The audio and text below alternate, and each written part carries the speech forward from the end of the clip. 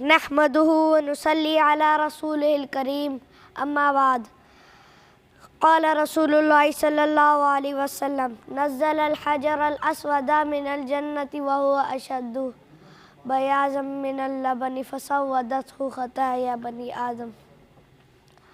اللہ تعالیٰ کے نبی صلی اللہ علیہ وسلم نے فرمایا، اللہ تعالیٰ نے حجر اسود کو جنت سے اتارا اور وہ دودھ سے زیادہ سفید تھا۔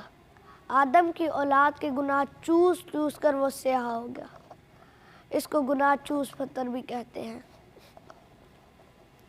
حضرت عباس رضی اللہ تعالیٰ عنہ روایت کرتے ہیں کہ اللہ کے نبی صلی اللہ علیہ وسلم نے فرمایا، واللہ لا یبعثن اللہ یوم القیامہ، اللہ کی قسم قیامت کے دن اللہ تعالیٰ حجر اسود کو اس حال میں اٹھائے گا، لہو عینان یبصر بہما، کہ اس کی دو آنکھیں ہوں گی جن سے وہ دیکھے گا، ولسان ینطق بہ، اور اس کی ایک زبان ہوگی جس سے وہ بولے گا۔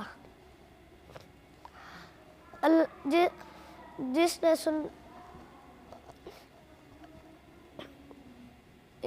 یشہد علی من استلمہ بحق، جس نے سنت کے مطابق اسے چوما ہوگا یا اس کا استلام کیا ہوگا، اس کے متعلق وہ دربار الہی میں گواہی دے گا۔